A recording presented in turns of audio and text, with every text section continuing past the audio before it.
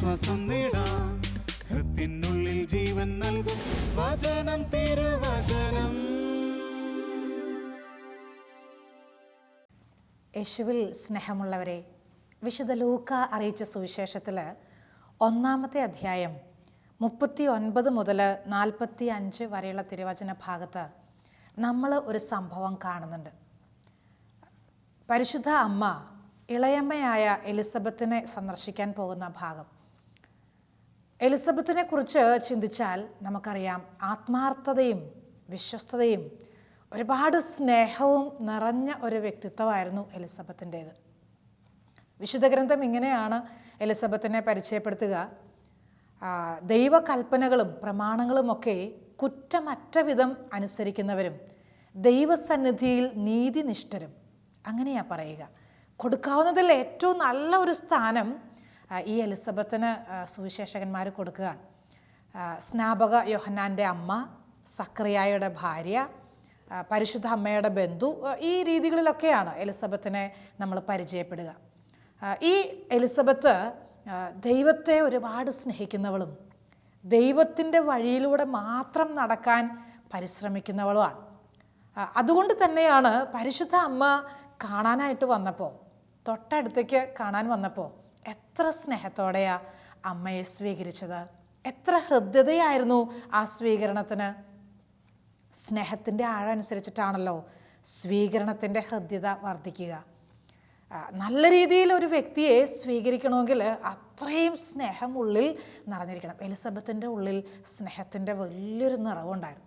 അതുകൊണ്ട് തന്നെ ആ ഒരു കൂടിക്കാഴ്ച എലിസബത്തും പരിശുദ്ധ അമ്മയും കൂടിക്കാണുമ്പോൾ, അവരൊരുമിച്ച് വരുമ്പോൾ ആനന്ദം കൊണ്ടങ്ങ് നിറയുകയാണ്. എന്തോ ഒരു സന്തോഷമാണോ എലിസബത്തിൻ്റെ മനസ്സിൽ. അത്രയും കാലങ്ങളായിട്ടൊരു കുഞ്ഞില്ലാത്തതിൻ്റെ വേദനയൊക്കെ ഉണ്ടായിരുന്നു. ഇതാ ഗർഭിണിയായിട്ടിരിക്കുന്ന ആ സമയത്ത് പരിശുദ്ധ അമ്മ വരികയാണ് സഹായിക്കാൻ. കുഞ്ഞുമേരിയെ കണ്ട സമയം തന്നെ മനസ്സിലങ്ങ് സന്തോഷം. ഈ സന്തോഷം ശരീരത്തിലും മനസ്സിലൊക്കെ ഒരുമിച്ച് അനുഭവിച്ച സമയത്തിൽ ഇതാ ശിശു ഉദരത്തിൽ കുതിച്ചു ചാടുന്ന അനുഭവം. എന്തോരു വലിയ പ്രത്യേകതകളാണ് ആ സമയത്തിൽ എലിസബത്ത് അനുഭവിച്ചിട്ടുള്ളത്. ആനന്ദത്തിൻ്റെ ഒരു അനുഭവത്തിലേക്ക് കൂടിക്കാഴ്ച മാറി നിൽക്കുകയാണ്. കൂടിക്കാഴ്ചകൾ നമ്മുടെയൊക്കെ ജീവിതത്തിൽ എന്തോരു കൂടിക്കാഴ്ചകളുണ്ട്. എത്രയോ പേരെ നമ്മൾ കാണുന്നു ഓരോ ദിവസവും. എത്രയധികം പേരെ കണ്ടുമുട്ടുന്നു. എല്ലാ കണ്ടുമുട്ടലുകളും, എല്ലാ കൂടിക്കാഴ്ചകളും ഈ എലിസബത്തും പരിശുദ്ധ അമ്മയും കൂടി കണ്ടുമുട്ടിയ ആ സമയത്തെ അനുഭവം പോലെ ആയിരുന്നുവെങ്കിൽ എത്രയോ സ്വർഗം പോലെ ആകുമായിരുന്നു നമ്മുടെ ജീവിതം. സത്യമല്ലേ ഞാൻ പറയണത്? നമ്മുടെ ജീവിതത്തിൽ പരിശുദ്ധ അമ്മ ഇതാ ഈ എലിസബത്തിൻ്റെ അടുത്തേക്ക് ചെന്ന പാടെ സ്വീകരിക്കുകയാണ്. എന്നിട്ടോ പറയുകയാണ്, നല്ല വാക്കുകൾ പറയാൻ. എൻ്റെ കർത്താവിൻ്റെ അമ്മ എൻ്റെ അടുത്ത് വരാൻ എത്ര ഭാഗ്യമാണ് എനിക്ക്. എൻ്റെ കർത്താവിൻ്റെ അമ്മ എൻ്റെ അടുത്ത് വരാൻ എത്ര ഭാഗ്യമാണ് എനിക്ക്. എലിസബത്തിൻ്റെ ഹൃദയം സന്തോഷം കൊണ്ട് തുടിക്കുകയാണ്. നല്ല പോസിറ്റീവായിട്ടുള്ള വാക്കുകൾ മാത്രം. ചില വ്യക്തികളെയൊക്കെ ഹൃദയത്തിലേക്ക് സ്വീകരിക്കാൻ, അല്ലെങ്കിൽ അവരെ സ്വാഗതം ചെയ്യാൻ, വീട്ടിലേക്ക് ചില ആൾക്കാരൊക്കെ വരുമ്പോൾ അവരെ കയറ്റി ഒന്ന് ഇരുത്തി ഇച്ചിരി വർത്താനമൊക്കെ ഒന്ന് പറയാൻ, ഒരല്പസമയം അവരുമായിട്ടൊന്ന് ആ സമയം അവരുമായി ചിലവഴിക്കാനൊക്കെ ചില സമയങ്ങളിൽ ബുദ്ധിമുട്ടിയെന്ന് തോന്നിപ്പോവും, വിഷമാണെന്ന് തോന്നിപ്പോവും. എലിസബത്ത് നമുക്ക് വലിയൊരു മാതൃകയാണ്, വലിയൊരു പ്രചോദനമാണ് ഏതൊരു വ്യക്തിയെയും സ്വീകരിക്കാൻ. ഇത് പരിശുദ്ധ അമ്മ ഹൃദയത്തിലേക്ക് മാത്രമല്ല ജീവിതത്തിലേക്ക് കുറച്ച് നാൾ ഇവിടെ ഉണ്ടാവും സഹായിക്കാൻ. കുറച്ച് നാൾ ഈ പരിശുദ്ധ അമ്മ എൻ്റെ കൂടെ ഉണ്ടാവും. ആ ചിന്തകളൊക്കെ, ആ വലിയ ബോധ്യമൊക്കെ ഈ എലിസബത്തിനെ അങ്ങ് സന്തോഷം കൊണ്ട് നിറയ്ക്കുകയാണ്. നമ്മുടെ കൂട്ടിമുട്ടലുകൾ എപ്പോഴും സന്തോഷത്തിൻ്റെ അനുഭവത്തിലേക്ക് പ്രവേശിക്കട്ടെ. സന്തോഷം കൊണ്ട് നിറയുന്നതായിരിക്കട്ടെ നമ്മുടെ എല്ലാ കണ്ടുമുട്ടലുകളും. രണ്ടാമത്തെ ഒരു പ്രത്യേകത നമുക്കവിടെ കാണാം. ഈ കൂടിക്കാഴ്ചയിൽ നല്ലൊരു ദൈവാനുഭവം പങ്കുവെക്കുകയാണ്. നല്ലൊരു ദൈവാനുഭവം ആ സമയത്ത് ഈ പരിശുദ്ധ അമ്മയ്ക്കും എലിസബത്തിനും ഉണ്ടാവുകയാണ്. എലിസബത്തിൻ്റെ ജീവിതത്തിൽ ഒരിക്കലും മറക്കാൻ പറ്റും, ദൈവത്തെ നേരിട്ട് കണ്ടാൽ എന്ന പോലെയുള്ളൊരു അനുഭവം അവിടെ ഏറ്റുവാങ്ങുകയാണ്. ഒരിക്കൽ ഫ്രാൻസിസ് അസീസി എന്ന വിശുദ്ധൻ വഴിയിലൂടെ നടക്കുകയാണ്. ഇങ്ങനെ നടക്കുമ്പോൾ എതിർ ദിശയിൽ നിന്ന് ഒരു കുഷ്ഠരോഗി വരികയാണ്. ആദ്യം ഓർത്തു, ഒരു കുഷ്ഠരോഗി അങ്ങ് പോയിക്കോട്ടെ, അങ്ങനെ ഓർത്തു. പക്ഷേ ഇല്ല, അടുത്ത സമയം അതിനെ അങ്ങ് അതിജീവിച്ചിട്ട് ഈ കുഷ്ഠരോഗിയുടെ അടുത്ത് ചെന്നിട്ട് സ്നേഹത്തോടെ ആലിംഗനം ചെയ്യുകയാണ്. നല്ല സ്നേഹത്തോടെ ഒരു ചുംബനം കൊടുക്കുകയാണ്. അത്ഭുതമെന്നേ പറയുള്ളൂ. അടുത്ത സെക്കൻഡുകളിൽ ഫ്രാൻസിസ് അസീസി കാണാൻ തുടങ്ങി ഓരോ മുറിവും ഉണങ്ങാൻ തുടങ്ങുന്നത്. ആ ശരീരത്തിലെ കുഷ്ഠം അല്പം അല്പമായിട്ട് ഇങ്ങനെ മാറി മാറി പോവാൻ, എല്ലാം ശുദ്ധി ചെയ്യപ്പെടുകയാണ്. ശരീരം മുഴുവൻ വൃത്തിയുള്ളതായിട്ട് മാറുകയാണ്, കുഷ്ഠരോഗം മാറുകയാണ്. ഈ ഫ്രാൻസിസ് അസീസി എന്ന വിശുദ്ധൻ എന്താ ചെയ്തതെന്നറിയോ? ആ കുഷ്ഠരോഗിയായിരുന്ന മനുഷ്യൻ്റെ മുൻപിൽ അങ്ങ് മുട്ടുകുത്തി കൈകൂപ്പിയിട്ട് ഒരു പ്രാർത്ഥന, ഒരു പറച്ചിൽ. എന്താണെന്നറിയോ? കർത്താവേ, ഒരു കുഷ്ഠരോഗിയുടെ ഉള്ളിൽ പോലും നീ മറിഞ്ഞിരിക്കുന്നുവല്ലേ, ഒരു കുഷ്ഠരോഗിയുടെ ഉള്ളിൽ പോലും കർത്താവേ നീ മറിഞ്ഞിരിക്കുന്നുവല്ലേ.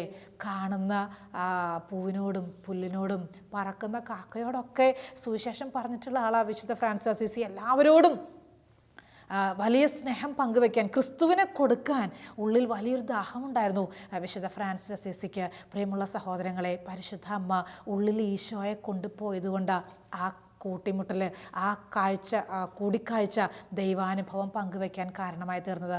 ആ കൂടിക്കാഴ്ചയിൽ ദൈവാനുഭവത്തിൻ്റെ പൂർണ്ണതയിലേക്ക് വളരാൻ കാരണം ഈശോയുടെ സാന്നിധ്യമായിരുന്നു. ഈശോ അവിടെ ഹൃദയത്തിൽ, ശരീരത്തിൽ ഉണ്ടായിരുന്നത് കൊണ്ട് മാത്രമാണ് ആ കൂടിക്കാഴ്ചയെ ദൈവാനുഭവം ഉള്ളതാക്കി മാറ്റിയത്. നമ്മുടെ കൂടിക്കാഴ്ചകൾ വീട്ടിൽ ആങ്ങളമാർ കാണാൻ വരുമ്പോൾ സംസാര വിഷയം എങ്ങനെ ഈശോയെക്കുറിച്ചാണോ എങ്കിൽ അവിടെ ഒരു ദൈവാനുഭവം ഉണ്ട്. പെങ്ങൾ ആങ്ങളെ കാണാൻ പോകുമ്പോൾ സംസാര വിഷയം എങ്ങനെയാണ്? എന്തിനെക്കുറിച്ചാണ്? ഭർത്താവിനെക്കുറിച്ചാണോ? ഭാര്യയെക്കുറിച്ചാണോ? മക്കളെക്കുറിച്ചാണോ? അയൽപക്കത്തുള്ളവരെക്കുറിച്ചാണോ? നാട്ടിലുള്ളവരെക്കുറിച്ചാണോ?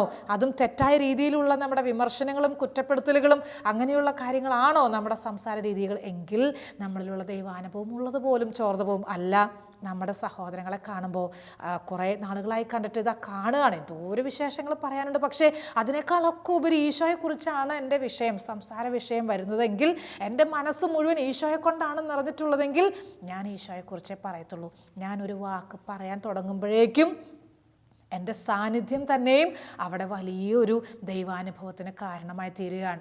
ഒന്നും പറയണ്ട. ചില ആൾക്കാർ അങ്ങനെയല്ലേ, നമ്മുടെ വീട്ടിലൊന്ന് വന്നാൽ മതി, ഒന്നും മിണ്ടണ്ട, അവരവിടെ വന്നാൽ തന്നെ ഒരു നിറവാണ്, ഒരു സന്തോഷമാണ്, ഒരു സംതൃപ്തിയാണ്. ചില സഹോദരങ്ങൾ പറയുന്ന കേട്ടിട്ടുണ്ട്, സിസ്റ്ററെ വീട് ഉറങ്ങിയ പോലെയാണ്, വീട്ടിൽ മരിച്ച പോലെ, ആരുമില്ല വീട്ടിൽ, ഉണ്ടാവും ഒരു 5-6 പേരൊക്കെ, പക്ഷെ ഒരു അനക്കവും ഇല്ല, ഒരു സന്തോഷവും ഇല്ല, ഒരു സമാധാനവും ഇല്ല. എത്ര ഭവനങ്ങൾ, എത്ര സ്ഥാപനങ്ങൾ. കർത്താവിൻ്റെ സാന്നിധ്യമുള്ളിടത്ത്, കർത്താവ് വരുന്ന വീടുകളിൽ, കർത്താവ് കടന്നു വരുന്ന ഭവനങ്ങളിൽ സമാധാനമുണ്ട്, സന്തോഷമുണ്ട്, ദൈവാനുഭവമുണ്ട്. അതാണല്ലോ എലിസബത്തിൻ്റെ വീട്ടിൽ കണ്ടത്. എലിസബത്ത് അനുഭവിക്കുകയാണ് ഈ വലിയ ദൈവാനുഭവം. മറക്കാൻ പറ്റുകയില്ല, ഒരിക്കലും മറക്കാൻ പറ്റുകയില്ല എലിസബത്തിൻ്റെ. അതുകൊണ്ടാണല്ലോ വിശുദ്ധ ഗ്രന്ഥത്തിൽ എഴുതി വെച്ചിട്ടുള്ളത്. എലിസബത്തിൻ്റെ മനസ്സിൽ ഈ ദൈവാനുഭവം, പരിശുദ്ധ അമ്മ വന്നതും സംസാരിച്ചതും സഹായിച്ചതും സ്നേഹിച്ചതും ശുശ്രൂഷിച്ചതും ഒക്കെ മനസ്സിലിങ്ങനെ തിങ്ങി നിൽക്കുകയാണ്. മറ്റുള്ളവരെക്കുറിച്ചുള്ള നെഗറ്റീവ്സ്, മറ്റുള്ളവരെക്കുറിച്ചുള്ള വിധി കൽപ്പിക്കലുകൾ, വിമർശനങ്ങൾ, കുറ്റപ്പെടുത്തലുകൾ, നമ്മുടെ സംസാരം തന്നെയും ദൈവാനുഭവമൊക്കെ നഷ്ടപ്പെടുത്തി കളയാൻ സാധ്യതയുണ്ട്. സഹോദര, സഹോദരി, മറ്റൊരു വ്യക്തിയെ കാണുമ്പോൾ ഈശോയെ പങ്കുവെക്കുന്ന ഒരു അനുഭവമാക്കി മാറ്റണേ. മറ്റുള്ളവരെ കാണുമ്പോൾ അവർക്ക് ഈശോയെ കൊടുക്കാൻ ഒരു വലിയ ആവേശം, ഒരു വലിയൊരു ആഗ്രഹം നിൻ്റെ ഹൃദയത്തിൽ നിറയട്ടെ. ആ ഒരു കൂടിക്കാഴ്ച ഒരിക്കലും മറക്കാൻ പറ്റുകയില്ല, ഒരിക്കലും മറക്കാൻ പറ്റുകയില്ല. ചില ഭവനങ്ങളിൽ പറയല്ലേ, സിസ്റ്ററെ ഈസ്റ്റർ വരണം, ക്രിസ്മസ് വരണം, എന്നാലേ ഒരു സന്തോഷമുള്ളൂ. കാരണം എന്താ? അന്നേരം മക്കൾ വരത്തുള്ളൂ, അന്നേരെ മക്കളും പേരക്കുട്ടികളൊക്കെ വീട്ടിലേക്ക് കാണാൻ വരത്തുള്ളൂ. പ്രിയമുള്ളവരെ, നമ്മുടെ ഹൃദയത്തിൽ ഈശോ നിറയട്ടെ. ഈശോയുടെ വലിയ സ്നേഹവും ശക്തിയും നമ്മളിൽ നിറയുന്നുവെങ്കിൽ കണ്ടുമുട്ടുന്നവർക്കൊക്കെ ജാതി മതഭേദമന്യേ എല്ലാവർക്കും ഈ സന്തോഷം പങ്കുവെച്ചു കൊടുക്കാൻ നമ്മൾ പ്രാപ്തരാവുകയാണ്. വേറൊരു പ്രത്യേകത ഈ കൂടിക്കാഴ്ചയിൽ നമുക്ക് മനസ്സിലാക്കാൻ പറ്റും. ഒരു വിശുദ്ധനെ, ഒരു പ്രവാചകനെ വാർത്തെടുക്കുകയാണ്, ഒരു പ്രവാചകനെ വാർത്തെടുക്കുകയാണ്, ഒരു വിശുദ്ധനെ വാർത്തെടുക്കുകയാണ്. സ്നാപക യോഹന്നാൻ ഈ എലിസബത്തിൻ്റെ ഉദരത്തിൽ രൂപം കൊള്ളുന്ന ആ സമയമാണ്, രൂപപ്പെട്ടു വരുന്ന സമയമാണ്. അതുകൊണ്ട് തന്നെയാണല്ലോ ശിശു കുതിച്ചു ചാടി എന്നൊക്കെ പറയുമ്പോൾ ആ ദൈവാനുഭവത്തിൻ്റെ പൂർണ്ണതയിലേക്കാണല്ലോ ഈ കുഞ്ഞ് വളർന്നു വരുന്നത്. ആ സ്നാപക യോഹന്നാൻ കർത്താവിന് വഴിയൊരുക്കാൻ ശക്തനായി കടന്നു വരുന്ന ആ സമയം, എത്രയോ എളിമയുള്ള, എത്രയോ വിശുദ്ധനായ ഒരു മകൻ, എത്രയോ ദൈവത്തിൻ്റെ പ്രീതിക്ക് പാത്രമായി തീർന്ന ഒരു വിശുദ്ധനായ മനുഷ്യൻ സ്നാപക യോഹന്നാൻ. എത്ര എളിമയായിരുന്നു ഇല്ലേ? ഈശോയെ എവിടെയും പറയാൻ സ്നാപക യോഹന്നാൻ ഒരു മടിയില്ലായിരുന്നു. ഈശോയെക്കുറിച്ച് മാത്രം പറയാൻ, എൻ്റെ പിന്നാലെ വരുന്നവൻ എന്നേക്കാൾ വലിയവനാണ്, അവൻ്റെ ചെരുപ്പിൻ്റെ വാറഴിക്കാൻ പോലും എനിക്ക് യോഗ്യതയില്ല. എത്ര എളിമയോടെയാണ് സ്നാപക യോഹന്നാൻ പറയുന്നത്. പ്രിയമുള്ള സഹോദരങ്ങളെ, ഒരു വിശുദ്ധനെ വാർത്തെടുക്കാൻ കൂട്ടിമുട്ടലുകൾ, കണ്ടുമുട്ടലുകൾ, കൂടിക്കാഴ്ചകൾ കാരണമായി തീരട്ടെ. പരിശുദ്ധ അമ്മ എലിസബത്തിനെ കണ്ടുമുട്ടുമ്പോൾ ഉദരത്തിലെ ശിശുത പ്രവാചകനായി, വിശുദ്ധനായി രൂപാന്തരപ്പെടുകയാണ്. ഞാൻ ഓർക്കുന്നു, ഒരിക്കലും കോൺവെൻറ്റിൽ ഞങ്ങളുടെ കൂടെയുള്ളൊരു സിസ്റ്ററിനെ കാണാൻ ആ സിസ്റ്ററിൻ്റെ കുഞ്ഞാങ്ങള അവർ വീട്ടിലെല്ലാവരും കൂടെ വന്നിരിക്കുകയാണ്. കുഞ്ഞാങ്ങളെയും കൂടെയുണ്ട്. ആ കുഞ്ഞ് അന്ന് 7ാം ക്ലാസ്സിലാണ് പഠിക്കണത്. ഒറ്റ ആങ്ങളേ ഉള്ളൂ ഈ സിസ്റ്ററിന്.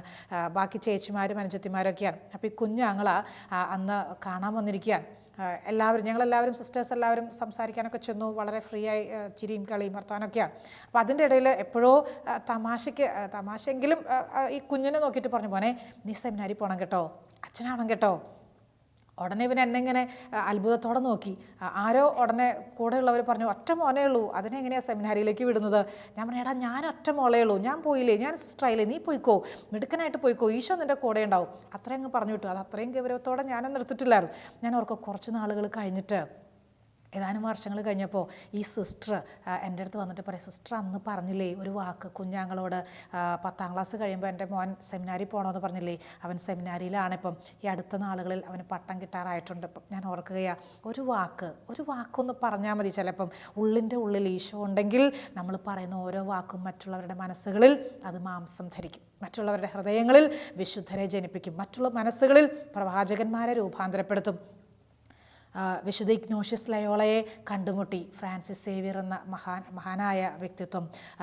ഈ ഇഗ്നേഷ്യസ് ലയോള എന്ന വിശുദ്ധനെ കണ്ടുമുട്ടിയതാ അവരുടെ കൂടിക്കാഴ്ചകൾ ഈ ഫ്രാൻസിസ് സേവിയറിനെ മാറ്റിമറിക്കാൻ തുടങ്ങി, രൂപാന്തരപ്പെടുത്താൻ തുടങ്ങി. വലിയ വിശുദ്ധനായി ഇല്ലേ? അറിയാലോ നമുക്ക്. ഇതുപോലെ തന്നെയല്ലേ ഫ്രാൻസിസ് അസീസിയെ ക്ലാര കണ്ടുമുട്ടുന്നു, നിഷ്കളങ്കമായ സ്നേഹം പങ്കുവെക്കുന്നു. ക്ലാരയെ, വിശുദ്ധയായ ഒരു മകളെ സഭയ്ക്ക് സമ്മാനിക്കാൻ ആ കൂടിക്കാഴ്ചകൾക്ക് കാരണമായി. നമ്മൾ കണ്ടുമുട്ടുന്നവരൊക്കെ നമ്മുടെ സുഹൃത്തുക്കൾ, നമ്മുടെ അധികാരികൾ, നമ്മുടെ സഹപ്രവർത്തകർ, നമ്മുടെ പ്രിയപ്പെട്ടവർ, കുടുംബാംഗങ്ങൾ തന്നെയും അവരെയൊക്കെ വിശുദ്ധരാക്കാൻ, അവരെയൊക്കെ പ്രവാചകരാക്കി മാറ്റാൻ സഹോദരങ്ങളെ നമുക്ക് കഴിയും. എങ്ങനെയാണെങ്കിലും എന്നറിയോ, നമ്മുടെ ഉള്ളിൻ്റെ ഉള്ളിൽ ദൈവിക ചിന്തകളും നമ്മുടെ ഉള്ളിൻ്റെ ഉള്ളിൽ ദൈവിക സാന്നിധ്യവും ഉണ്ടെങ്കിൽ, നമ്മുടെ ഉള്ളിൻ്റെ ഉള്ളിൽ ഈ ദൈവാനുഭവം ആഴത്തിൽ വരുന്നുവെങ്കിൽ നമ്മുടെ ഈ ദൈവാനുഭവം പങ്കുവെക്കാൻ നമ്മൾ എത്രയധികം പരിശ്രമിക്കുന്നുവോ അത്രയേറെ കൃപകൾ കൊണ്ട് നിറയുകയാണ്. നമ്മൾ മാത്രമല്ല, നമ്മുടെ കൂടെയുള്ളവർ, നമ്മളുമായിട്ട് ഇടപെടുന്നവർ, നമ്മളുമായിട്ട് പങ്കുവെക്കുന്നവർ. ചിലപ്പം പറയല്ലേ, ആ ഒരു വാക്ക് അതെന്നെ വല്ലാതെ സ്വാധീനിച്ചു, ആ ഒരു സ്വരം അതെന്നെ വല്ലാതെ സ്വാധീനിച്ചു, ആ ഒരു പാട്ടിൻ്റെ വരി അതെന്നെ വല്ലാതെ ബലപ്പെടുത്തി. ചിലർ പറയുന്ന കാര്യമാണ്, എൻ്റെ ഒരു അടുത്ത് വന്നിരുന്നു, ഒരു 5 മിനിറ്റ് ഒന്ന് സംസാരിച്ചു, എനിക്ക് ശക്തിയായി, എനിക്ക് കുറേ കൂടെ എനർജി ലഭിച്ചു, എത്രയോ ഉന്മേഷത്തിലേക്ക്, എത്രയോ ഉണർവിലേക്ക്. അത് ദൈവിക ശക്തിയായി മാറുന്നെങ്കിലോ ഇരട്ടി ഫലമാണ്. മാനുഷികമായിട്ടുള്ള കാര്യങ്ങളല്ല പറയുക, മറിച്ച് മാനുഷികമായിട്ടുള്ള നമ്മുടെ വികാരങ്ങളെയും വിചാരങ്ങളെയും ഒക്കെ ദൈവികമാക്കി മാറ്റുമ്പോൾ, ദൈവിക ചിന്തകളാക്കി, ദൈവിക കൃപകളാക്കി മാറ്റുമ്പോൾ അതിലൂടെ എത്രയോ കൃപകളാണ് ചുറ്റുമുള്ളവർക്ക്, കൂടെയുള്ളവർക്ക് കൊടുക്കാൻ കഴിയുക. ഒരു സ്വരം, ഒരു വാക്ക്, അത് മതിയിട്ടോ. അനേകരുടെ മനസ്സിൽ ദൈവിക ചിന്തകൾ ഉയരും, അനേകരുടെ മനസ്സിൽ, അനേക ഹൃദയങ്ങളിൽ ദൈവികമായിട്ടുള്ള സന്തോഷങ്ങൾ ഉയർന്നു വരും. കഴിഞ്ഞ ദിവസം ഒരു സഹോദരൻ ഫോണിലൂടെ സംസാരിക്കുമ്പം പറയുന്നു, സിസ്റ്ററെ രാവിലെ എഴുന്നേൽക്കുമ്പോഴേ വചനം കേൾക്കും, രാവിലെ എഴുന്നേൽക്കുമ്പോഴേ കുറച്ച് സമയം സ്തുതി ആരാധന ഞാൻ കേൾക്കും, കുറച്ച് സമയം ബൈബിൾ വായിക്കും. ആ ദിവസം മുഴുവനും ഇരട്ടി ശക്തിയാണ്. ദൈവത്തോടൊത്ത് ഉണരുന്നു, ദൈവത്തോടൊത്ത് അധ്വാനിക്കുന്നു, ദൈവത്തോടൊത്ത് വിശ്രമിക്കുന്നു. ഓരോ ദിവസവും ദൈവത്തോടു കൂടെയാണെങ്കിൽ ഈ ജീവിതത്തിലേക്ക് അനുഭവപ്പെടുന്ന, നമ്മൾ കണ്ടുമുട്ടുന്ന എല്ലാ വ്യക്തികളിലും സ്നേഹമാണ്. എല്ലാ വ്യക്തികൾക്കും സ്നേഹം കൊടുക്കാൻ സാധിക്കുകയാണ്. അങ്ങനെ വരുമ്പോൾ നമ്മുടെ ഹൃദയത്തിൽ പകയില്ല ആരോടും. അങ്ങനെ വരുമ്പോൾ നമുക്ക് അകൽച്ചയില്ല. നമുക്ക് ആരെയും കണ്ടില്ല എന്ന് വെക്കാൻ പറ്റുകയില്ല, കണ്ടിട്ട് കാണാത്ത പോലെ നടക്കാൻ പറ്റുകയില്ല. ചില വീടുകളിലൊക്കെ 3 പേരെ ഉള്ളുവെങ്കിലും 2 ടൈപ്പ് അടുക്കള എന്നുള്ള ഒരു കൂട്ടർ മേലത്തെ നിലയിൽ ഭക്ഷണം പാകം ചെയ്യുന്നു, അടുത്ത കൂട്ടർ താഴത്തെ നിലയിൽ ഭക്ഷണം പാകം ചെയ്യുന്നു, ഒരു കൂട്ടർ ഭക്ഷണം കടയിൽ നിന്ന് വാങ്ങിക്കൊണ്ട് കഴിക്കുന്നു. അങ്ങനെയുള്ളവരൊക്കെ ഉണ്ട് ഒരു വീട്ടിൽ തന്നെ. എത്രയോ പേര്, എത്രയോ ഡൈനിങ് ടേബിളുകളാണ്, എത്രയോ ഊണുമേശകളാണ് ചില ഭവനങ്ങളിൽ. പ്രിയമുള്ള സഹോദരങ്ങളെ, പിന്നെ അവിടെ ഭിന്നതയില്ലാട്ടോ. ഈശോ കൂടെയുണ്ടെങ്കിൽ, ദൈവാനുഭവത്തിലാണ് നിറയുന്നതെങ്കിൽ നമ്മുടെ കൂടിക്കാഴ്ചകളൊക്കെ പങ്കുവെക്കലിൻ്റെയും സ്നേഹത്തിൻ്റെയും ഐക്യത്തിൻ്റെയും അനുഭവങ്ങളായിട്ട് മാറുകയാണ്. അവിടെ പിന്നെ വേറെ വേർതിരിവുകളില്ല, അവിടെ പിന്നെ പകയില്ല, വിദ്വേഷവും ഇല്ല, ഐക്യമാണ്, സ്നേഹമാണ്. എല്ലാവരും എല്ലാം പങ്കുവെക്കുന്നു, എല്ലാവരും എല്ലായ്പ്പോഴും അറിയുന്നു. സന്തോഷമാണോ ദുഃഖമാണോ? മുഖം വാടിയിട്ടുണ്ടെങ്കിൽ ഉടനെ ചോദ്യം വരും, എന്തേ മുഖം വാടിയത്? എന്തിനാ കണ്ണ് നിറയുന്നത്? എന്തേ സങ്കടം തോന്നുന്നത്? എന്തേ ക്ഷീണമാണോ? എന്തേ സന്തോഷമില്ലേ? സങ്കടമാണോ? ചോദ്യങ്ങൾ വരും. എപ്പോഴാണെന്നറിയോ? നമ്മുടെ കൂടിക്കാഴ്ചകളിൽ ദൈവാനുഭവം ഉണ്ടെങ്കിൽ, നമ്മുടെ കൂടിക്കാഴ്ചകളിൽ ദൈവിക സാന്നിധ്യം ഉണ്ടെങ്കിൽ ഉറപ്പ് നമ്മുടെ വാക്കുകൾ അനേകർക്ക് ആശ്വാസമായിട്ട് മാറും. എത്രയോ പ്രാവശ്യം കേട്ടിരിക്കുന്നു, സിസ്റ്റർ ആ സമയത്ത് വന്നത് നന്നായി, ഇങ്ങനെ പറഞ്ഞത് നന്നായി, ആ ഒരു സന്ദേശം തന്നത് നന്നായി. എത്രയോ പേരുടെ അനുഭവങ്ങൾ എല്ലാവരുടെയും ജീവിതത്തിലില്ലേ ഇങ്ങനെ? എത്രയോ സമയം സ്വന്തം വീട്ടിലേക്ക് പോയ സമയത്തൊക്കെ അമ്മ തന്നെ പറഞ്ഞിട്ടില്ലേ, അപ്പച്ചൻ പറഞ്ഞില്ലേ, നീ അന്ന് അങ്ങനെ ഒരു വാക്ക് പറഞ്ഞതുകൊണ്ട് ഞാൻ ഇന്നിങ്ങനെ പിടിച്ചു നിൽക്കുന്നു, നീ അന്ന് എന്നെ സഹായിച്ചതുകൊണ്ട്, നീ അന്ന് എന്നെ സന്ദർശിച്ചതുകൊണ്ട് ഞാൻ ഇന്ന് ശക്തിയോടെ നിൽക്കുന്നു. എത്രയോ പേര് നമ്മളോട് അങ്ങനെ പങ്കുവെച്ചിട്ടുണ്ട്. നല്ല നല്ല ഓർമ്മകൾ മനസ്സിൽ നമുക്ക് സൂക്ഷിക്കണം. എന്നിട്ടോ ഇനിയുള്ള നമ്മുടെ കണ്ടുമുട്ടലുകളൊക്കെ ദൈവാനുഭവം പങ്കുവെക്കുന്നതിൻ്റെ, സ്നേഹം പങ്കുവെക്കുന്നതിൻ്റെ, സന്തോഷം പങ്കുവെക്കുന്നതിൻ്റെ അനുഭവങ്ങളാക്കി നമുക്ക് മാറ്റുകയും ചെയ്യണം. മറ്റൊരു പ്രത്യേകത, നമ്മുടെ കൂടിക്കാഴ്ചകളിൽ പരിശുദ്ധാത്മാവിൻ്റെ നിറവ് ലഭിക്കുകയാണ്, വലിയൊരു നിറവ് ലഭിക്കുകയാണ്. എലിസബത്തിനെ പരിശുദ്ധ അമ്മ സന്ദർശിച്ച ആ സമയം തന്നെ വിശുദ്ധ ഗ്രന്ഥത്തിൽ ഇങ്ങനെയാണ് എഴുതി വെച്ചിട്ടുള്ളത്. മറിയത്തിൻ്റെ അഭിവാദനം കേട്ടപ്പോൾ എലിസബത്തിൻ്റെ ഉദരത്തിൽ ശിശു കുതിച്ചു ചാടി. എലിസബത്ത് പരിശുദ്ധാത്മാവിനാൽ നിറഞ്ഞവളായി. എലിസബത്ത് പരിശുദ്ധാത്മാവിനാൽ നിറഞ്ഞവളായി. നമ്മൾ ഓരോ വീട്ടിൽ കയറി ചെല്ലുമ്പോഴും ഇതേ അനുഭവം ഉണ്ടാകണം. നമ്മൾ ഓരോ വീട്ടിൽ 5 മിനിറ്റ് നിന്നാലും മതി ഒരു വീട്ടിൽ, പക്ഷെ ആ വീട് മുഴുവൻ ആ ആത്മാവിൻ്റെ അഭിഷേകം കൊണ്ട് നിറയണം. നമ്മളൊരു സ്ഥലത്ത് ചെല്ലുമ്പോൾ ആ സ്ഥലം മുഴുവൻ, പോകുന്ന വഴികൾ, കണ്ടുമുട്ടുന്നവർ, അവിടങ്ങളിലെല്ലാം പരിശുദ്ധാത്മാവിൻ്റെ സാന്നിധ്യം കൊണ്ട് നിറയുകയാണ്. പരിശുദ്ധാത്മാവിൻ്റെ ആ കൃപയുടെ നിറവ്, അഭിഷേകത്തിൻ്റെ ആ വലിയൊരു പൊതിഞ്ഞു പിടിക്കുന്ന അനുഭവം എല്ലാവർക്കും ലഭിക്കുകയാണ്. പ്രിയമുള്ള സഹോദരങ്ങളെ, പരിശുദ്ധാത്മാവ് വന്നാലോ വരങ്ങളുണ്ട്, ദാനങ്ങളുണ്ട്, ഫലങ്ങളുണ്ട്. നിറഞ്ഞവളായെന്നാണ് പറയണത് എലിസബത്ത്. എല്ലാം കൊണ്ടും, വരങ്ങൾ കൊണ്ടും ദാനങ്ങൾ കൊണ്ടും ഫലങ്ങൾ കൊണ്ടും നിറഞ്ഞു എന്നാണ് പറയണത്. നമ്മുടെ ഒരു കൂടിക്കാഴ്ച മറ്റുള്ളവർക്ക് വലിയൊരു വരദാന ഫലങ്ങളുടെ നിറവിലേക്ക് അവർ പ്രവേശിക്കാൻ കാരണമായി തീരണം. ഓരോ ധ്യാന സെൻറ്ററിലേക്കും അനേകരെ കടന്നു വരുമ്പോൾ, ഓരോ ആഴ്ചയും ധ്യാനത്തിൽ സംബന്ധിക്കാൻ കടന്നു വരുമ്പോൾ പരിശുദ്ധാത്മാവിൽ നിറഞ്ഞിട്ടാണ് അവർ തിരിച്ചു പോകുന്നത്. പരിശുദ്ധാത്മാവിൻ്റെ അഭിഷേകം സ്വീകരിച്ചിട്ടാണ് അവർ തിരിച്ചു പോകുന്നത്. പ്രിയമുള്ള സഹോദരങ്ങളെ, ഈ ആത്മാവിനെ ഏറ്റുവാങ്ങാൻ എപ്പോഴും, ആത്മാവ് ഉള്ളിൻ്റെ ഉള്ളിലുണ്ട്, പരിശുദ്ധാത്മാവ് ഉണ്ട് ഉള്ളിൻ്റെ ഉള്ളിൽ, മാമോദിസ സ്വീകരിച്ചപ്പോഴേ വന്നിട്ടുണ്ട് ഉള്ളിൽ. പക്ഷേ ഈ ആത്മാവ് ഏതെങ്കിലും കാരണത്താൽ നിർവീര്യമായിട്ടുണ്ടെങ്കിൽ ഒന്നുകൂടെ ഉണർത്തി തരണേ. നമുക്ക് പ്രാർത്ഥിക്കാം. പരിശുദ്ധാത്മാവ് നിറയട്ടെ ജീവിതത്തിൽ, എങ്കിലേ മറ്റുള്ളവർക്ക് ഈശോയെ കൊടുക്കാൻ പറ്റത്തുള്ളൂ. പരിശുദ്ധാത്മാവേ, എൻ്റെ ഉള്ളിൽ എലിസബത്ത് നിറഞ്ഞ പോലെ ഞങ്ങളിലും വന്ന് നിറയണേ. പ്രാർത്ഥനയോടെ ആയിരിക്കണം ഈ ദിവസങ്ങളിൽ. മറ്റൊരു പ്രത്യേകത ഈ കൂടിക്കാഴ്ചയിൽ നമുക്ക് കാണാൻ കഴിയും, കുരിശെടുക്കാൻ സഹായിക്കും. കുരിശെടുക്കാൻ എന്ന് പറഞ്ഞാൽ സഹനങ്ങളെ അതിജീവിക്കാൻ, വേദനകളെ അതിജീവിക്കാൻ. എലിസബത്ത് നമുക്കറിയാം പ്രായം കവിഞ്ഞവളായിരുന്നു, വന്ധിയായിരുന്നു കുറേ കാലത്തേക്ക്. എലിസബത്തിൻ്റെ ഒരു പ്രത്യേകത, ആ വന്ധിയായിരുന്ന കാലഘട്ടത്തിലൊന്നും പെറുപുറത്തിട്ടില്ല കേട്ടോ, പരാതി പറഞ്ഞിട്ടില്ല, ഇനി പ്രാർത്ഥിക്കില്ല, ഇനി ദൈവത്തെ വിളിക്കില്ല, അങ്ങനെ ഒരു തീരുമാനവും എലിസബത്ത് എടുത്തിട്ടില്ലായിരുന്നു. ദൈവദൂതൻ്റെ ദർശനം കിട്ടിയപ്പോൾ സക്രിയ മൂകനായിട്ട് മാറുകയാണ്. അത് വലിയൊരു വേദനയല്ലേ, എന്തോ ഒരു സഹനം തോന്നിയിട്ടുണ്ടാവും. അപ്പോഴും ഈ എലിസബത്ത് ദൈവത്തിനെതിരെ സ്വരമുയർത്തിയിട്ടില്ല, അപ്പോഴും ശാന്തമായി തന്നെ സ്വീകരിച്ചു. അതിനുശേഷം ഇത് സ്നാപക യോഹന്നാന് ജന്മം കൊടുത്തു, സ്നാപക യോഹന്നാനെ വളർത്തുന്നു.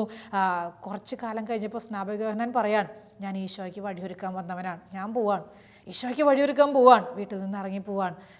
അന്നേരത്തെയൊക്കെ മനസ്സിൻ്റെ ഒരു ക്ലേശം ഓർത്തു നോക്കിയേ, എന്തോ ഒരു വേദന തോന്നിയിട്ടുണ്ടാവും, എന്തോ ഒരു വിഷമം തോന്നിയിട്ടുണ്ടാവും. ഇങ്ങനെയുള്ള പ്രതികൂല സാഹചര്യങ്ങൾ ഒന്നിനു പുറകെ ഒന്നായിട്ട് വരുമ്പോൾ എല്ലാം എൻ്റെ വിധിയാണ്, ഇങ്ങനെ പറഞ്ഞ് നിരാശപ്പെട്ടു പോകാതെ, ഇങ്ങനെ പറഞ്ഞ് സങ്കടപ്പെട്ടു പോകാതെ, ദൈവത്തിൻ്റെ വിധികളെ, ദൈവത്തിൻ്റെ ഇഷ്ടങ്ങളെ സ്നേഹത്തോടെ, ഹൃദയത്തോട് ചേർത്ത് പിടിച്ച് ആശ്ലേഷിച്ച് ആ ദൈവഹിതത്തിന് തന്നെ സമർപ്പിച്ചവളായിരുന്നു. അത്രയും നല്ലൊരു വ്യക്തിത്വമാണ് നമ്മുടെ എലിസബത്ത്. അപ്പോൾ അതുകൊണ്ട് തന്നെ ഈ എലിസബത്തിൻ്റെ ജീവിതത്തിൽ ഈ ഗർഭിണിയായിരിക്കുന്ന സമയത്തൊക്കെ എന്തോ ഒരു ക്ലേശങ്ങൾ, ശാരീരികമായിട്ടുള്ള അലച്ചിലുകൾ ഉണ്ടായിട്ടുണ്ടാവും. തീർച്ചയായിട്ടും ഒരുപാട് ശരീരത്തിൻ്റെ വിഷമവും ക്ഷീണവും തളർച്ചയും ആരും സഹായിക്കാനില്ലാത്തതിൻ്റെ വേദനയും എല്ലാം ഉണ്ട് എലിസബത്തിൻ്റെ ഹൃദയത്തിൽ. സങ്കടങ്ങളൊക്കെ ഉണ്ട്. ഈ സങ്കടങ്ങളൊക്കെ ഉള്ളപ്പോൾ തന്നെയാണ് അമ്മ വരണത്, പരിശുദ്ധ അമ്മ വരണത്. ഈ സങ്കടങ്ങളുടെയൊക്കെ നിറവിൽ തന്നെ. അതുകൊണ്ട് തന്നെ ഈ എലിസബത്ത് അതിനൊക്കെ അങ്ങ് മാറ്റിവെക്കുകയാണ്. സ്വന്തം വേദനകളും സ്വന്തം സങ്കടങ്ങളും സ്വന്തം ദുഃഖങ്ങളും കണ്ണുനീരൊക്കെ അങ്ങ് മാറ്റി വെച്ചിട്ട് ഇതാ വന്ന ആളെ ഹൃദ്യമായിട്ട് സ്വീകരിച്ച് സന്തോഷം കൊണ്ട് പൊതിയാൻ, സ്നേഹം കൊണ്ട് പൊതിയാൻ, സ്വന്തം വേദനകളെ മറക്കാൻ, സ്വന്തം ദുഃഖങ്ങളെ മാറ്റിവെക്കാൻ, സ്വന്തം പരാജയങ്ങൾ ഓർത്തോർത്ത് കരഞ്ഞുകൊണ്ടിരിക്കാതെ മാറ്റിവെക്കാൻ ഒരു വലിയ പ്രചോദനം എലിസബത്ത് നമുക്ക് തരുന്നുണ്ട്. ഒരു വലിയ ആഗ്രഹം നമ്മുടെ ഹൃദയങ്ങളിലേക്ക് ഇപ്പോൾ എലിസബത്ത് തരികയാണ്. അറിയാലോ, ഈശോ കുരിശും കൊണ്ട് പോവാണ് ഗാഗുൽത്താ മലയിലേക്ക്. പോകുന്ന സമയത്ത് കുരിശിൻ്റെ വഴിയൊക്കെ ചൊല്ലുമ്പോൾ നമ്മൾ പ്രാർത്ഥിക്കാറില്ലേ, വിങ്ങിപ്പൊട്ടുന്ന 2 ഹൃദയങ്ങൾ, കവിഞ്ഞൊഴുകുന്ന 4 കണ്ണുകൾ. വായിച്ചിട്ടില്ലേ പല പ്രാവശ്യം? എത്ര പ്രാവശ്യം ആ പ്രാർത്ഥനകളൊക്കെ ചൊല്ലിയിട്ടുണ്ട്. അന്നേരമൊക്കെ നമുക്ക് ചങ്ക് പൊട്ടുന്ന വേദന തോന്നും. അമ്മയുടെ മുഖം മനസ്സിലേക്ക് വരും, ഈശോയുടെ മുഖം മനസ്സിൽ വരും. 2 പേരുടെയും കണ്ണുകളിൽ നിന്ന് കണ്ണുനീര് ധാരധാരയായിട്ട് ഒഴുകുന്നത്, ഒന്നും സംസാരിക്കുന്നില്ലെങ്കിലും ആ കണ്ണുനീര് തന്നെ ഒരുപാട് കാര്യങ്ങൾ പറയുന്നുണ്ടായിരുന്നു. ഇതൊക്കെ ഓർക്കുമ്പോഴും വായിക്കുമ്പോഴൊക്കെ നമ്മുടെ കണ്ണ് നിറഞ്ഞു പോവും. പക്ഷേ എനിക്ക് തോന്നുന്നു ആ അമ്മയുടെ സാന്നിധ്യം ഈശോയ്ക്ക് വലിയൊരു ബലമായിരുന്നു. കാര്യം ഈശോയുടെ കണ്ണ് നിറഞ്ഞിട്ടുണ്ടാവും, എങ്കിലും അമ്മ അടുത്തുണ്ടല്ലോ, അത് വലിയൊരു ശക്തിയാണ്, അത് വലിയൊരു ആശ്വാസമാണ്, അത് വലിയൊരു ബലമാണ്. എലിസബത്ത് അത് തന്നെയാണ് അനുഭവിച്ചത്. പരിശുദ്ധ അമ്മയുടെ സാന്നിധ്യം അവിടെ വന്നപ്പോൾ ആ വലിയ ശക്തി അങ്ങ് നുകർന്നെടുക്കുകയാണ്. ജീവിതഭാരം വഹിക്കാൻ തകർന്നു പോകുന്നു, എന്നെക്കൊണ്ട് പറ്റുന്നില്ല, ഈ ജീവിതത്തിൻ്റെ ഭാരം തളർത്തിക്കളയുന്നു എന്ന് ചിന്തിക്കുമ്പോൾ അമ്മയുടെ സാന്നിധ്യം, ഇതാ പരിശുദ്ധ അമ്മയുടെ സാന്നിധ്യം എലിസബത്തിനെ സന്തോഷം കൊണ്ടും ശക്തി കൊണ്ടും ആത്മാവിൻ്റെ നിറവ് കൊണ്ടും നയിച്ചതുപോലെ തന്നെ കുരിശെടുക്കാൻ, ഈ വലിയ പ്രതികൂല സാഹചര്യത്തെ അതിജീവിക്കാൻ മുഖനായിട്ടിരിക്കുകയാണ് സക്കറിയ. ആ സമയത്താണ് വരണത് നമ്മുടെ പരിശുദ്ധ അമ്മ. ആ സാഹചര്യങ്ങളെയൊക്കെ മനസ്സുകൊണ്ട് അങ്ങ് ആശ്ലേഷിക്കാൻ എലിസബത്തിന് ശക്തിയായി തീർന്നു പരിശുദ്ധ അമ്മയുടെ സാന്നിധ്യം. പ്രിയമുള്ളവരെ, നമ്മുടെ ജീവിതത്തിലും കുരിശുകളെടുക്കാൻ നമ്മളെ സഹായിക്കും ആര്? പരിശുദ്ധ അമ്മ. അമ്മയുടെ സാന്നിധ്യം. അമ്മ ഒന്നും പറയണ്ട, അമ്മ അടുത്ത് വന്ന് നിന്നാൽ മതി. പരിശുദ്ധ അമ്മ തൊട്ടടുത്തുണ്ട് എന്ന ബോധ്യം മതി നമുക്ക്. പലപ്പോഴും പല കാര്യങ്ങളും ചെയ്യാൻ തുടങ്ങുമ്പോൾ ഉള്ളിൻ്റെ ഉള്ളിൽ പറയില്ലേ, കുഞ്ഞെ കൂടെയുണ്ട്, ഞാൻ കൂടെയുണ്ട്, നീ ഒറ്റയ്ക്കല്ല, പേടിക്കണ്ടെന്നേ, ഒറ്റയ്ക്കല്ലാന്നേ, ഞാനില്ലേ നിൻ്റെ കൂടെ നടക്കാൻ, ഇത്ര കാലവും നയിച്ചില്ലേ, ഇത്ര കാലം സഹായിച്ചില്ലേ, എന്തിനാ നീ വിഷമിക്കുന്നത് ചോദിക്കാൻ അമ്മ കൂടെയുണ്ട് കേട്ടോ, പറയാൻ അമ്മ കൂടെയുണ്ട് കേട്ടോ. എപ്പോഴും അമ്മ കൂടെ ഉണ്ടാവും. എലിസബത്തിൻ്റെ അടുത്തേക്ക് തിടുക്കത്തിൽ അമ്മ യാത്ര ചെയ്തെങ്കിൽ ഇന്ന് തിടുക്കത്തിൽ നമ്മളെയും കാണാൻ വരും. തിടുക്കത്തിൽ യാത്ര ചെയ്ത് അമ്മ നമ്മുടെ അടുത്തേക്ക് വരും. സ്ലോലല്ല, വളരെ പതുക്കെ പതുക്കെ പതുക്കെ പമ്മിയല്ല വരണത്, തിടുക്കത്തിൽ വരും അമ്മ. ആവശ്യമുണ്ടോ? അമ്മ അവിടെ ഉണ്ടാവും സഹായിക്കാൻ, നിൻ്റെ ജീവിതത്തിൻ്റെ ഭാരം വഹിക്കാൻ, നിൻ്റെ ജീവിതത്തിൻ്റെ കുരിശെടുക്കാൻ.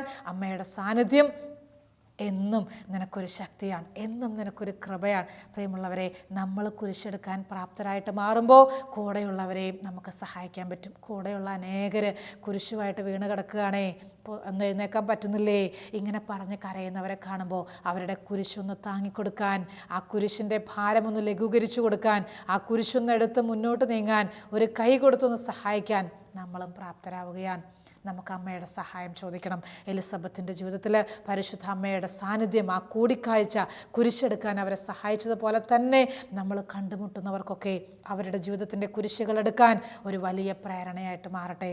നമ്മുടെ വാക്കുകളും നമ്മുടെ ഇടപെടലുകളും നമ്മുടെ ശൈലികളും നമ്മുടെ സഹായങ്ങളും നമ്മുടെ സൽപ്രവൃത്തികളും നമ്മുടെ സ്നേഹത്തോടെയുള്ള ഇടപെടലുകളും ഒക്കെ അനേകർക്ക്, ആയിരങ്ങൾക്ക്, ലോകം മുഴുവൻ അവരുടെ കുരിശെടുക്കാൻ, അവരുടെ അനുദിന ജീവിതത്തിൻ്റെ ഭാരം വഹിക്കാൻ അവർക്ക് ശക്തി കൊടുക്കുന്ന ഒരനുഭവത്തിലേക്ക് നമുക്ക് കടന്നു വരണം. ഈ കൂടിക്കാഴ്ചകളെ, നമുക്കുണ്ടാകുന്ന ഓരോ ദിവസവും ഉണ്ടാകുന്ന കൂടിക്കാഴ്ചകളെ അനേകരെ അവരെല്ലാം ഈശോയിലേക്ക് നയിക്കാൻ, അവർക്കെല്ലാം ഈശോയെ പങ്കുവെച്ചു കൊടുക്കാൻ, അവർക്കെല്ലാം ഈശോയുടെ നാമം പരിചയപ്പെടുത്തി കൊടുക്കാൻ നമുക്കൊരു കൃപ ലഭിക്കട്ടെ, നമുക്കൊരു ശക്തി ലഭിക്കട്ടെ. ഒരു നിമിഷം ഒന്ന് കണ്ണുകളടച്ച് കൈകൾ കൂപ്പി നമുക്ക് പ്രാർത്ഥിക്കണം. ദൈവത്തിൻ്റെ പരിശുദ്ധാത്മാവേ, പരിശുദ്ധ അമ്മ എലിസബത്തിനെ സന്ദർശിച്ചപ്പോൾ അമ്മയുടെ മനസ്സിലുണ്ടായിരുന്ന അതേ അനുഭവം, സന്തോഷം കൊണ്ട് നിറഞ്ഞതും ആത്മാവ് കൊണ്ട് നിറഞ്ഞതും ദൈവാനുഭവം ഏറ്റുവാങ്ങിയതും സഹനങ്ങളെ അതിജീവിച്ചതും ആയ അനുഭവങ്ങളെല്ലാം സ്വീകരിക്കാൻ പരിശുദ്ധാത്മാവേ ഞങ്ങളെയും സഹായിക്കണമേ. പരിശുദ്ധാത്മാവേ, ഞങ്ങളുടെ ചിന്തകളെയും വികാരവിചാരങ്ങളെയും അങ്ങ് നയിക്കണമേ, അങ്ങ് ബലപ്പെടുത്തണമേ. എപ്പോഴും ഞങ്ങളുടെ അരികിലുണ്ടാകണമേ. ഞങ്ങൾ കണ്ടുമുട്ടുന്ന എല്ലാ സുഹൃത്തുക്കൾക്കും സഹോദരങ്ങൾക്കും ഈശോയെ നിന്നെ പങ്കുവെച്ചു കൊടുക്കാൻ ഞങ്ങളെ അനുഗ്രഹിക്കണമേ എന്ന് ഞങ്ങൾ പ്രാർത്ഥിക്കുന്നു. നിത്യം പിതാവും പുത്രനും പരിശുദ്ധാത്മാവുമായ സർവേശ്വര എന്നേക്കും ആമേൻ.